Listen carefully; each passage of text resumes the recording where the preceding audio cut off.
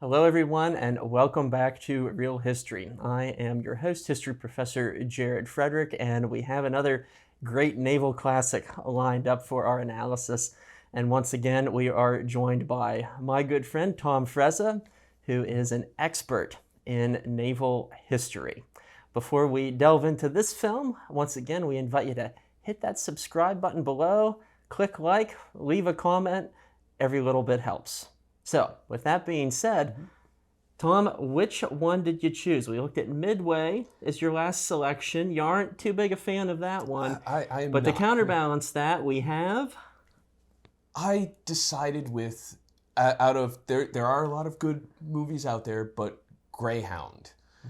It's actually based off of the C.S. Forester's book, The Good Shepherd. Now, for those of you who don't know who C.S. Forester is, he wrote the Horatio Hornblower series, also The African Queen. So it's definitely naval books that are out there, but while it's not based on an actual event, it's one of those movies that talks about and focuses on a greatly overlooked battle of World War II, which is the Battle of the North Atlantic. And there's so many little details in this movie that I greatly enjoy. Nerd out on. Oh, Yeah, yes. yeah. Oh, yes.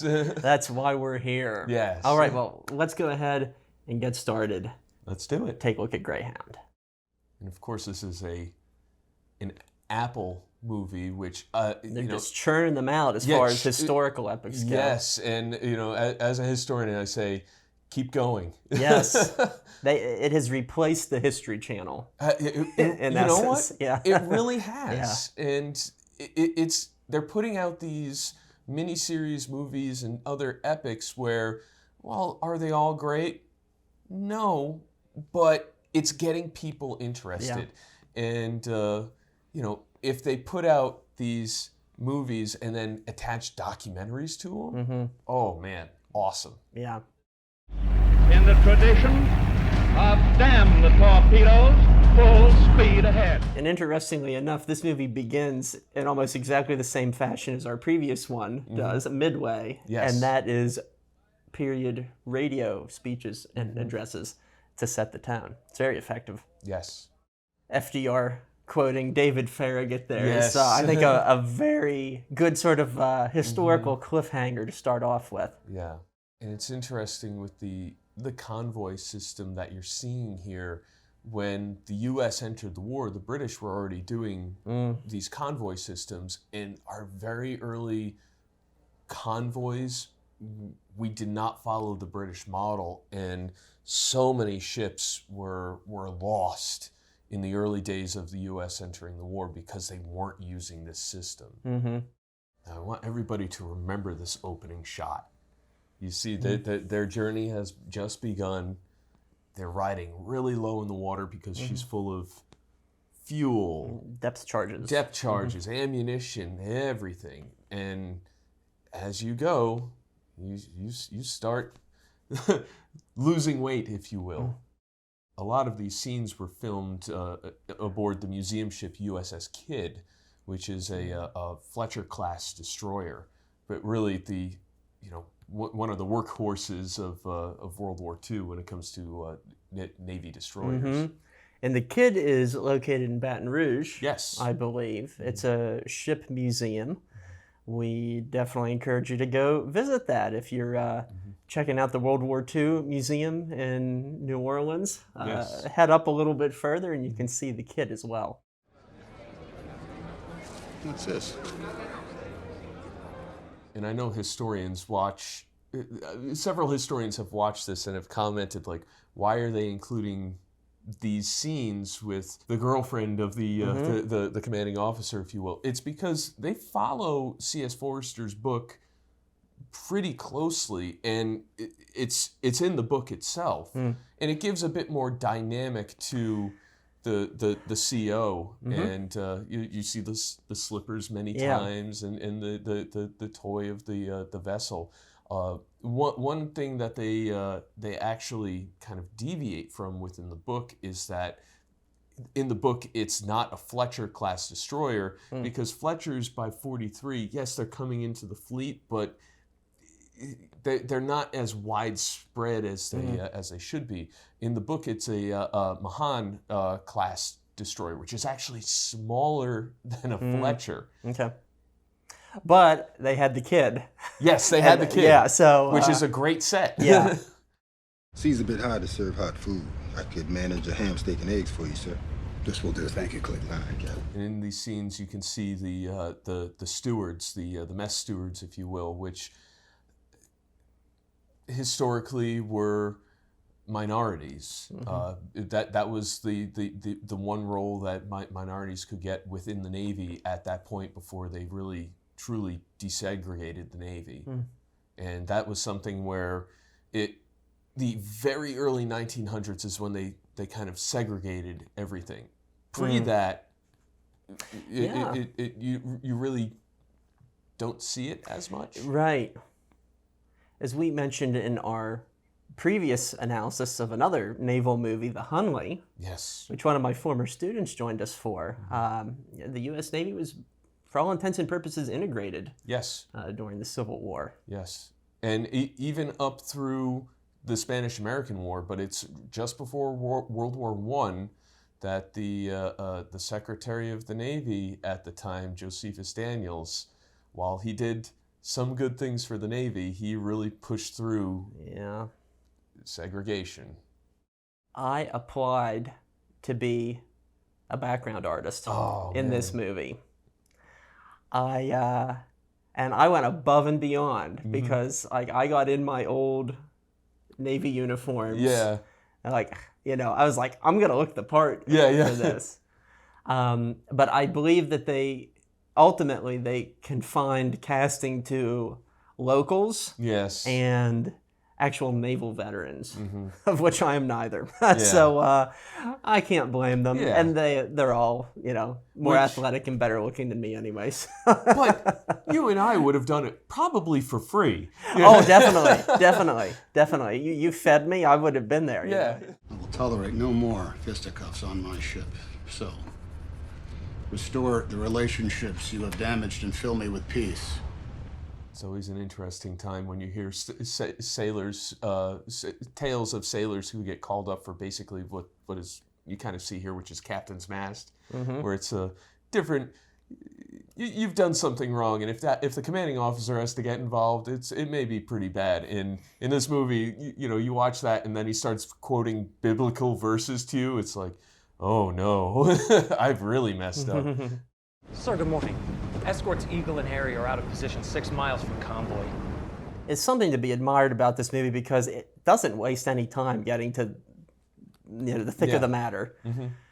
And immediately out of the gate, there is this sense of foreboding. Yeah. There is this sense of imminent peril out there in the murkiness. And which there was. Yes. And indeed, one of the things that drew Tom Hanks to this book, and because he wrote the screenplay for it as well, he said in an interview that he noticed the book on a shelf, I believe in a used bookstore, and he said on the cover was this haggard, white-haired man who looked like he was in a really tough fix. And I guess the cover artwork on the book is what immediately pulled Tom Hanks to the story. Yeah. And I'm glad he noticed it because, man, this is a good movie. It really is. And, the stress of this situation where, it's, I would say, 56 hours, basically, that you're without air cover and support for protections of these U-boats. And yes, you have all these escorts, and they may not all be from the U.S. Navy. Right. You're going to have other countries involved, which you're going to see with this, where you have Canadians, you have the Brits who are there, and you're trying to work together to, keep everybody in line, to make your zigzag turns on time, and to protect the convoy. And not only that, but if a ship goes down, if there's anybody in the water, you have to pick them up. So it's this stressful situation, and the fact that, and I've told this to people many times, where if you look at the bridge that he's on, it's such tight confines. Yeah. But you're so lonely being that person in command. And here you see them going to their battle stations, and you see the mess stewards as ammunition handlers. Everybody on ships has multiple jobs. Be it, you could be a cook, you could be, someone with just a menial job, but then when you're at battle stations, you could be a firefighter, you could be a gunner, you could be, handling ammunition. Everybody wears multiple hats. Right. We're running down a likely sub bearing 087, range 50 to 20 miles. And just the accuracy of this, where he's communicating down to the Combat Information Center, and they're running tracks and trying to figure things out. I mean, this is what it was. Yeah, and I can't think of a World War II movie that captures the essence of a space as well as this does, because you and I've been on our share of historical ships, and they're tight, both big and small, and this is what it looks like. I mean, kind of that grayish, greenish, dingy quality to it. The ambient lighting, it's all very dim. This movie just does such a good job of that. Now, here's one of the aspects that people have some problems with, where it's on the conning towers of the subs, the things that are painted on the sides. Big mascots and emblems. Big mascots and emblems, where they would have some emblems, but they weren't taking smaller. up. Yeah, they were much smaller. Sometimes it would be like a crest just on the front of the conning tower. But this was done for, again, Hollywood, to make the different subs stand out to everyone. Yeah, it's understandable. Yeah, I can't imagine being a heavy gunner, being a gunner in heavy seas, trying to hit a target on a ship that's rocking and rolling, as you can see. And being constantly cold and wet. Yeah. The one thing I lament about this movie is that it was supposed to come out in theaters. Yes. But it was scheduled for release right at the outset of the pandemic in 2020. And Apple TV, which was just getting started at that time, bought it as kind of one of its, well, for lack of a better phrase, flagship enterprises. Yes. To move forward and to gain subscriptions. And so I'm really sad that I was deprived the opportunity of seeing this on a big screen, because that would have been really something. I 100% agree with that. Definitely the visuals of this would have just been stunning. Talk about one of the harder jobs, operating sonar on one of these vessels, where there would be a small sonar dome towards the bow of the ship, and you're having to turn the sonar finder to try to find these subs that are out there and get a bearing. Contact bearing steady at 091. He's turned. Looks like he's running from us, sir. Screw noises.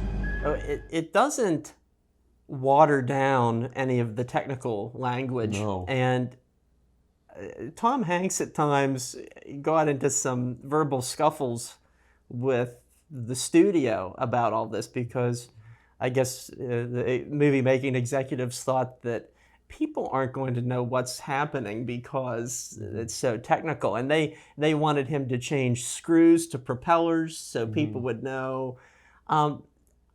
But I don't think it really diminishes it at all. Like, you can connect the dots merely by action and reaction. And the shots that he's taking are they're very pointed, so when, like, he says bearing, they have a shot of the plotter where the arrows are. So it's a great point. There's ways to tell the story without dumbing down the language. Filmmakers, take note. Yes. Sonar bridge, repeat. Contact now bears port 012, range 1,000 yards and closing. Just the passing of information and the communication with each other.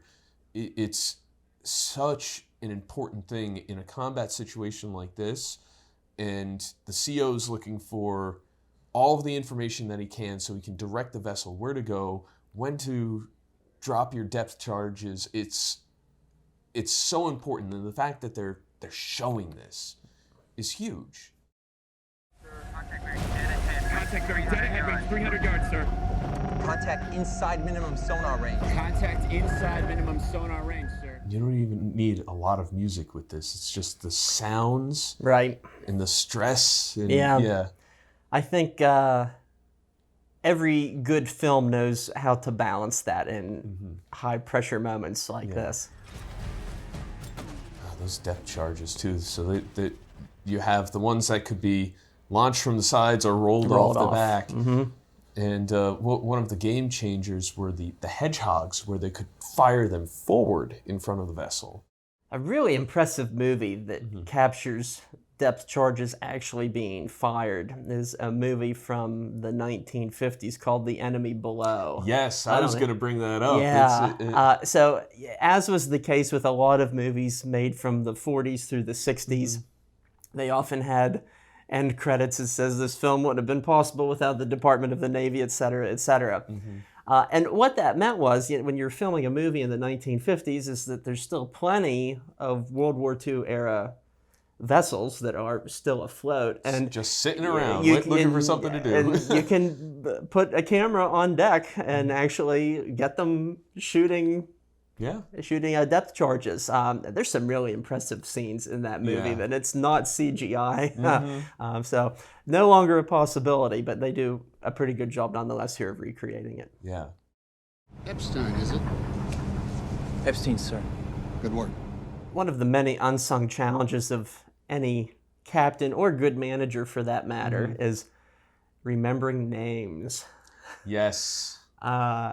Because I confront this challenge on a smaller scale in the classroom, because I have roughly 150 students every semester, and I genuinely try to learn people's names and remember them. But the challenge of learning everybody's name on the bridge and whatnot, that's difficult stuff that I think people don't often take into account. Yeah. Noon fuel reports will be slightly off due to that U-boat chase. Still waiting on reports from Dodge, but Victor and James are reporting diminishing reserves. In these convoy duties, it was just a balance of a lot of different factors where you have to think about your fuel consumption, how many boilers you have going at that point, how much ammunition you're using and everything as well. So everything has to be accounted for, so when you're going into battle what you have. And of course they're burning fuel to get back to the convoy after hunting down that one sub. Sir, after that last pattern, now might be a good time to bring up the extra supply of depth charges stored in the crew quarters. Yeah, and when these destroyers put to sea, they had supplies stuffed everywhere, including depth charges stuffed everywhere. So the fact that, again, they're adding in these little details, saying, by the way, we don't have unlimited supply. Which is something that a lot of war movies often get wrong. Yes. Especially like people shooting ammunition. Yes. Like here is a movie, unlike his Captain Miller in Saving Private Ryan, and that one pouch of magazines for his Thompson lasts him throughout the whole Normandy campaign. Yes. Concerns about running out of ammunition and depth charges are at the forefront of this narrative. Yes. And the Canadian Corvette that you see in this is also another museum ship that's up in Canada that they actually utilized. I believe they did scans of it to put into this movie. That's really cool. Yeah. Torpedo! Bearing 205, range 500. Where? There, sir! During these convoy operations, they had lookouts stationed all over the vessel to look out for dangers just like this. And the optics that they're using, the binoculars, there was actually an optics shop at the Washington Navy Yard in Washington, D.C., where they were making binoculars. But citizens themselves could also, if they owned a pair of binoculars, could donate them to the military for the cause. Ease the rudder meter. Maintain this screening position. Holding this course, aye, aye. So my own grandfather was a signalman first class. He served in the Pacific Theater. You know, I fondly recall on him and some of his experiences when I see somebody flapping the lids of the light there. And I mean, it was something that he remembered how to do for the rest of his life. You just did it with such repetition that it never left you. And I have footage of him at a reunion in the 1990s where he's sending messages from one end of the ballroom to the other. So ingrained habits die hard. Yes, especially for, as they were affectionately known, the skivvy waivers. That once you know it and you have to do it for so long, it sticks with you. Skipper, we're freezing up. I've given orders for the steam hoses to keep the depth charges clear. And there were so many factors that they had to deal with. Not only the U-boats, as you can see, but also the ocean and the weather. So talking about the radars starting to freeze up, and you know, there's footage out there, or images out there of different vessels having to knock ice off of everything. Yeah. And this is just the North Atlantic. There's some that were going, convoys that were going to Russia, which was even worse. Yeah. Now, one thing that a lot of viewers had questions about, why do the U-boats surface so frequently in this movie? Well, that was if you're far enough away from a convoy, you could surface and use your diesel engines to kind of speed ahead to get into a better attacking position. So that's kind of what they were doing. Also, as they were running their diesel engines, they were charging their batteries, because every time they submerged, you're running on battery power. So it's good to run on the surface when you can, you know, speed ahead, get into position, submerge, and then use your batteries to get in close.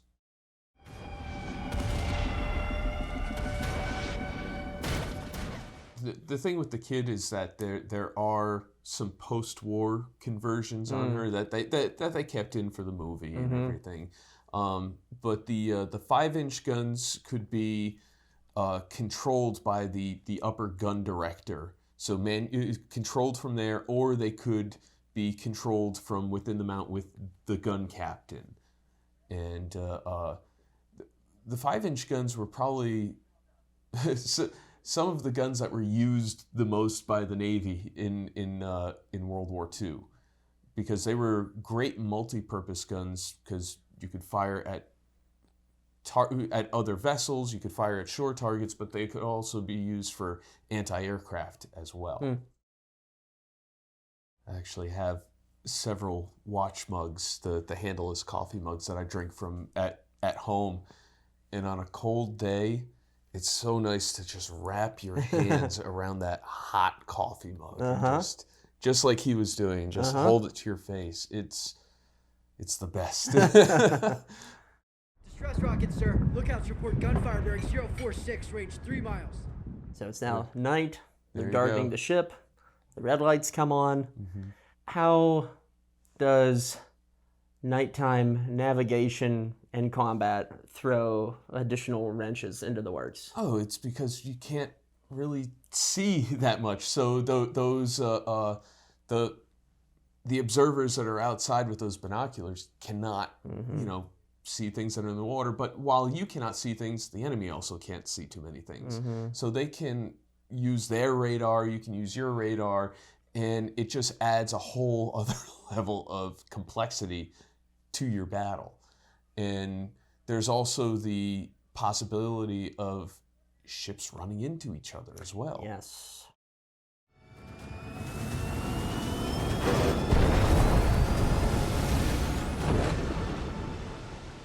Which again is probably one of the more terrifying things.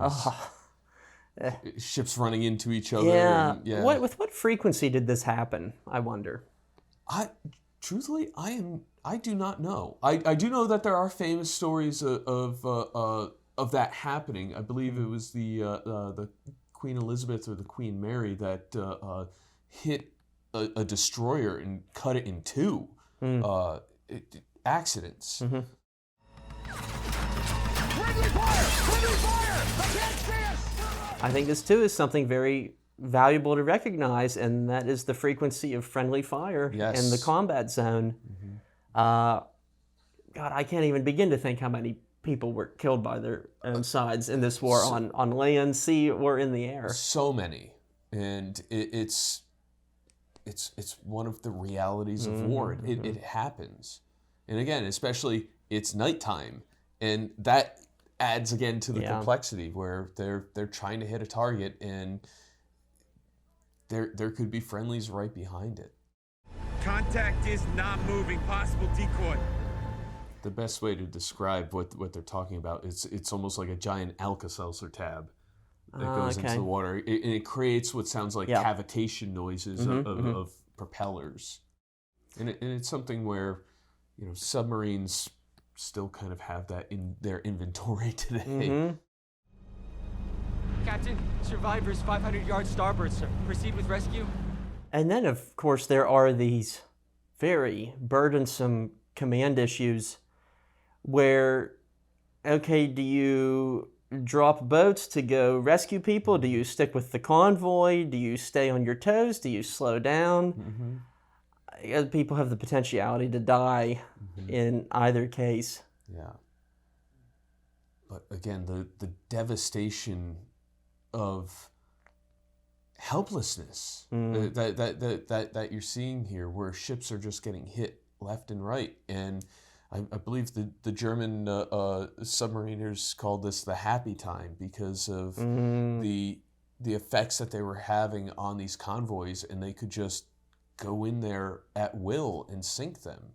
And it wasn't until technology caught up, bombing campaigns in Europe caught up, and really the convoys themselves just started overwhelming the submarine forces. There were too many of them for the subs to keep up with.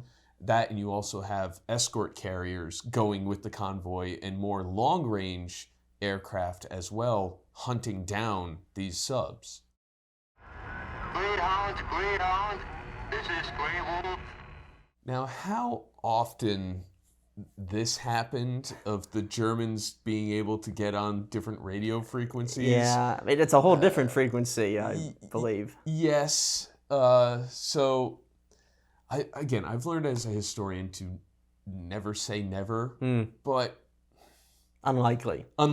Yeah, but very effective cinematically. Oh, yes. The greatest fear is that of the unknown and the unseen, and to have a spooky voice come out of the darkness. Yeah, and fun fact, the actor doing this voice is Thomas Crestman, who played the German sub skipper in the movie U-571.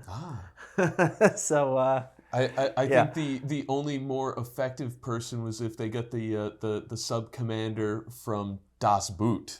Yeah. He may have been dead by, I can't remember. Yeah. Jürgen Prochnow, I believe his name. I can't remember. He's passed away in more recent years. I can't recall though. Yeah.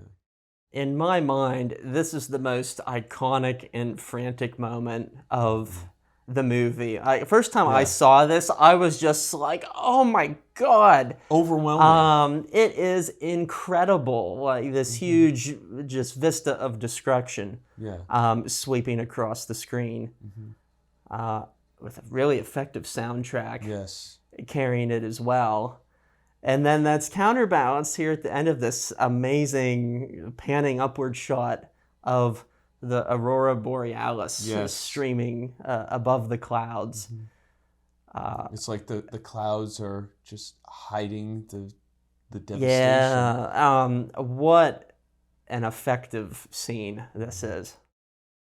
How many full patterns do we have left? None, sir. We're down to 6 charts. This again, you can see the stress breaking through where he's trying to figure out all of his options, where He's running out of depth charges. He's losing ships in his convoy left and right. And he's looking to possibly do something he shouldn't do, which is stop zigzagging and just try to make a run for it. That for the captain? Yeah. Man hasn't had a bite to eat or been off his feet since we left. General quarters, all hands, man your balance sheet.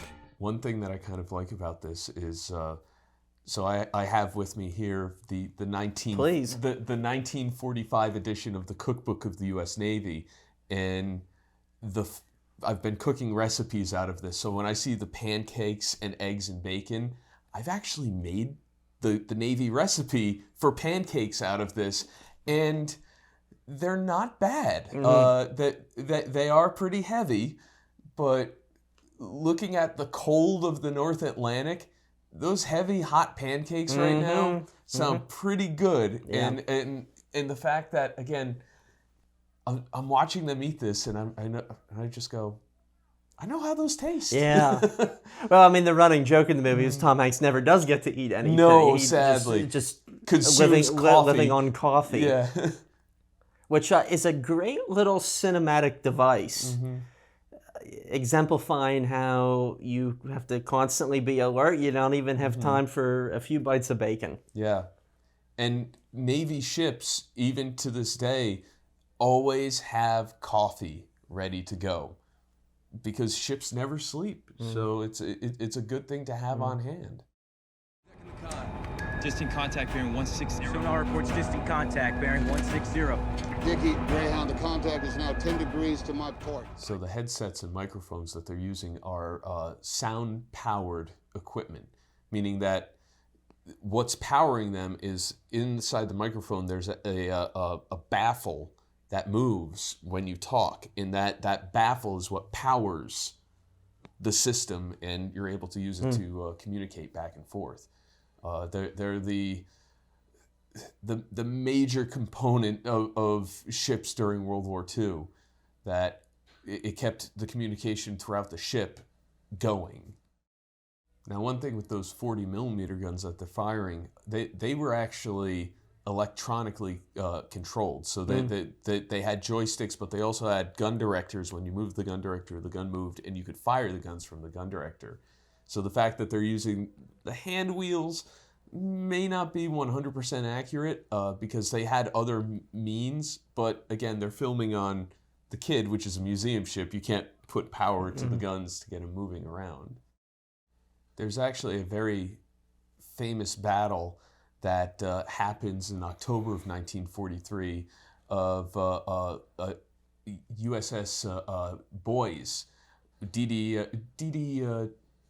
215 going up against U-405, where it was on the surface at night, and the American destroyer basically rams and runs over the German U-boat who's on the surface and gets locked in and stuck, and the crew starts firing everything that they have at this U-boat to keep the crews from getting to their deck-mounted guns. Wow. They were firing pistols, Thompsons, shotguns, My God. Even flare guns at them too. And they were locked in place, and then they finally were able to get away from each other, and the sub sinks because of all the damage it takes. And sadly, that destroyer isn't able to catch up with the convoy, and the crew has to abandon ship and get on another destroyer because of all of the damage she took when they were interlocked. And more of the sailors died abandoning ship than in the battle with the U-boat. Who are the dead? Desani, gunner's mate, 3rd class. Marks, seaman, 2nd. Cleveland, messmate. And this is something that was a sad reality of World War II. Crew members died, and you could not take them home. So they were buried at sea with full honors. And here, too, there's no shortage of archival footage showing us exactly how these played out in real life. But even here, so many great details. We see a hodgepodge of different jackets of varying types. They have the 03 Springfields, which they would have had at this earlier phase of the war. They just really did their homework here in regard to the material detail. Yes, they definitely did. And if you're ever able to get your hands on a U.S. Navy deck jacket, be it original or reproduction, they're lined with alpaca. They are I have one, and it's one of the warmest jackets I've ever worn. Very stylish too. Yes, very. Yeah. I mean, there's photos of Paul Newman wearing a deck jacket. Oh, need we say more? Yeah. Who was also in the Navy during World War II. So he knows style. Yeah. The XO standing beside Tom Hanks during the funeral services too. It's kind of a little Band of Brothers reunion here because actor Stephen Graham plays Mike Rainey, one of the sergeants who mutinied against Sobel. Yes. At the beginning of Band of Brothers. Wasn't he busted to private? Yeah. Again, stress level for the commanding officer here, where one of the escorts is hit, where that means that's less guns for him to utilize. And for as much damage control as warships have, when you get hit, you're dealing with, again, casualties, fire, bulkheads possibly collapsing, so you're having to shore things up, flooding compartments. It's really a stressful time, and it slows down that escort. So you'll see kind of like USS Bory. That's the name of the destroyer I was talking about. They ended up saying, let it sink, we don't have time for this, abandoned ship. Either that or they scuttle the vessels rather than try to take time to tow them. For me personally, I can't think of anything more terrifying on the planet than the sea at night. Yes. That's just my personal take. Agreed. Yeah. Especially you're abandoning a damaged warship you have to get away from, and there's no guarantee that you're going to get picked up.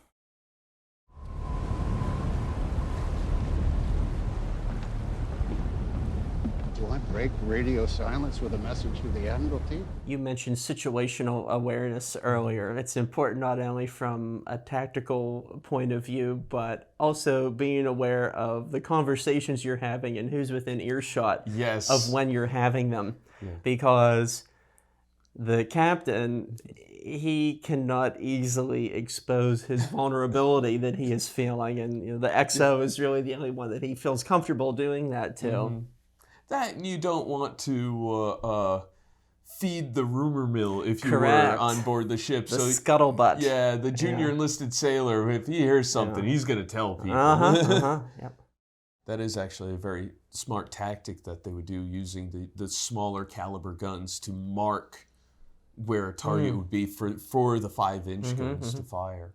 One of the very clever things that they did when they filmed at the Kid, that they had a camera on a crane, and the crane moved up and down, and they would splash water from below up onto the ship, and with a little bit of CGI added to it, it gives the illusion of the ship crashing through the waves. So it's some pretty creative filmmaking, if you ask me. And they also probably did the what I call the Star Trek camera angle, where they say, okay, the ship's heeling over this way, everybody lean the other way. I mean, just the visuals of this alone. Destroyers are notoriously wet ships because of the low water line and everything as well. But compared to the previous movie that we watched, visually, it's more stunning. It doesn't seem as glaringly CGI with a lot of the shots. Yeah. We just saw the torpedoes scraping up against the hull. How delicate were such torpedoes? Would they have actually gotten away with what we just got away with? Yes, here? and there are several examples out there. As long as the main head of the torpedo with the contact detonator wasn't hit, you could have a torpedo scrape alongside you and kind of go off into another direction.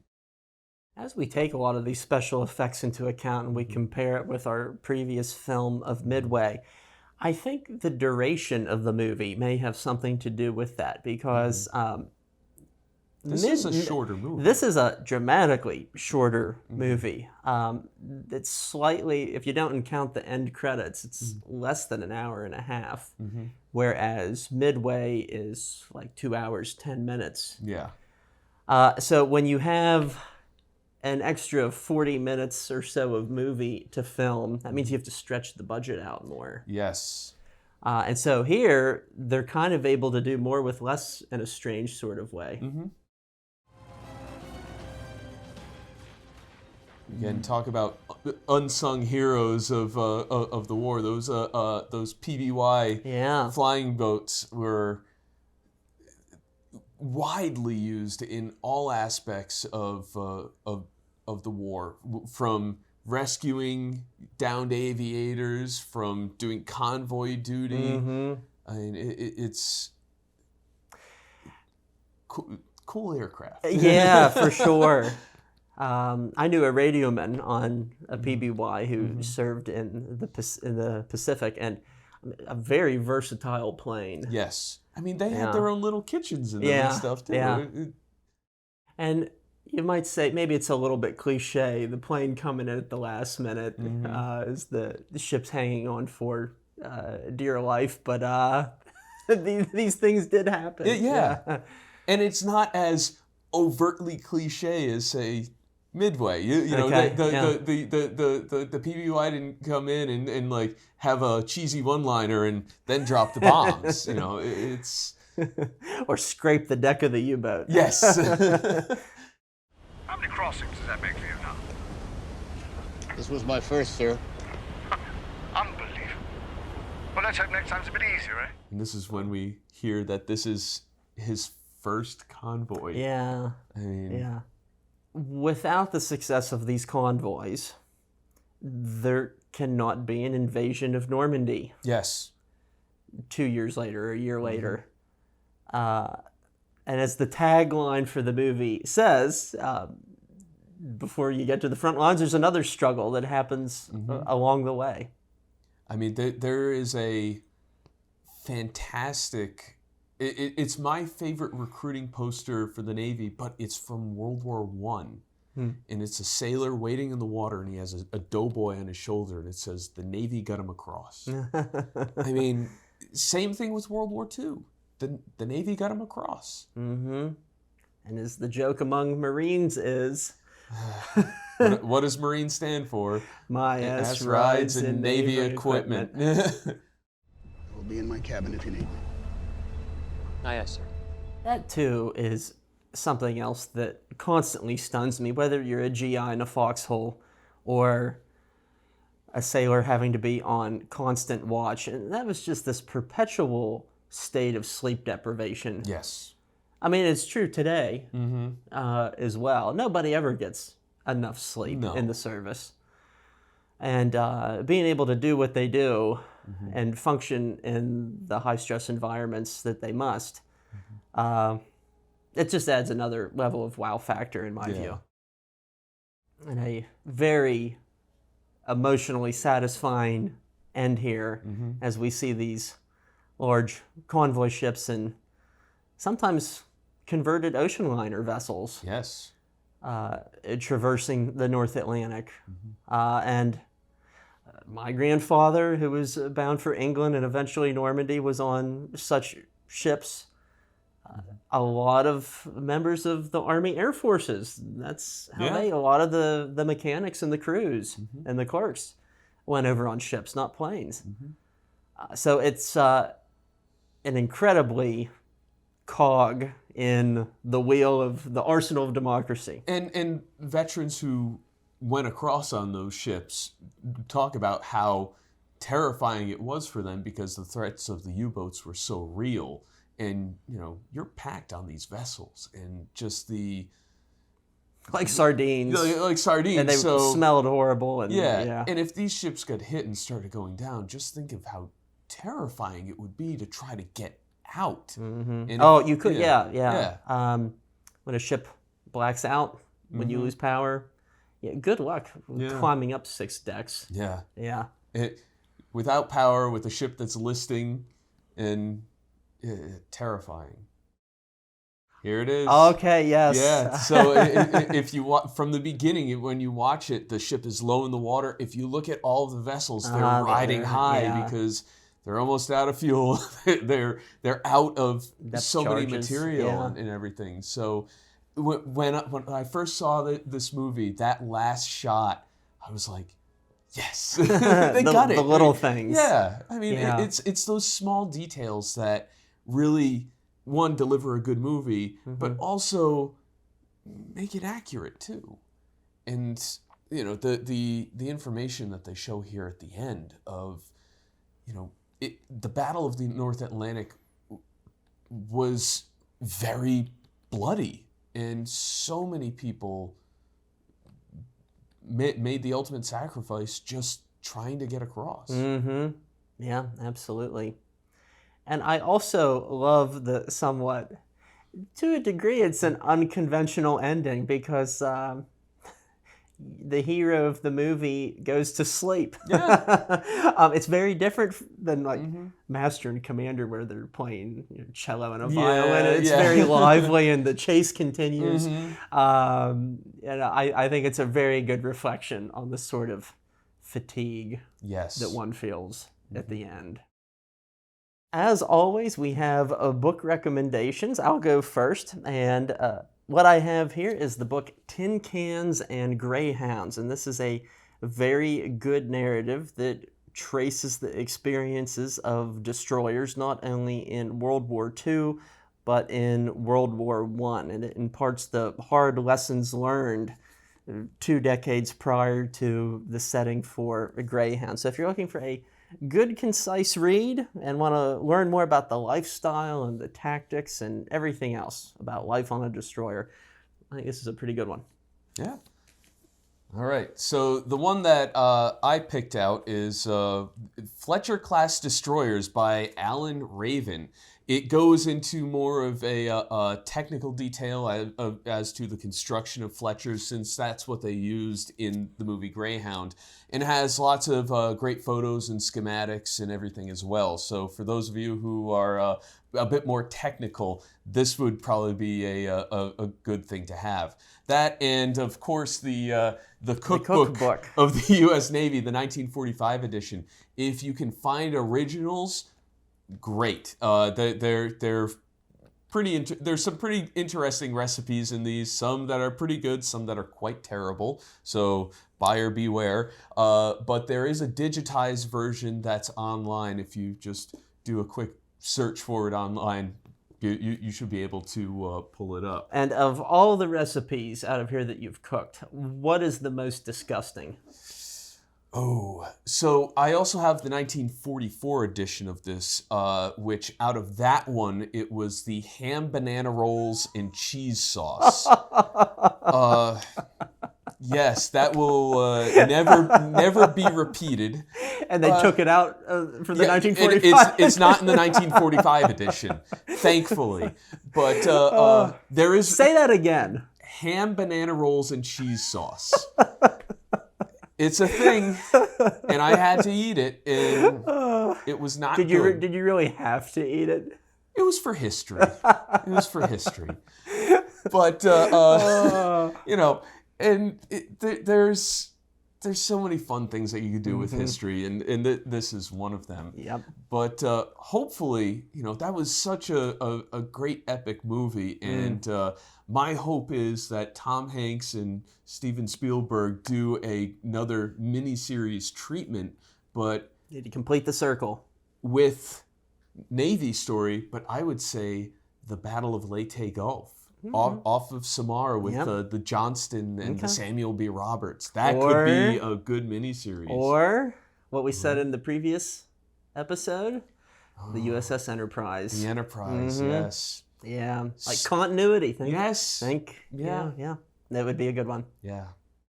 Thank you so much again for joining us here on Real History. And Tom, thank you very much for coming to visit and sharing your passion and your expertise. It's been my pleasure. Much appreciated. Until we see you next time on Real History, please leave a comment, subscribe to our page, hit that like button.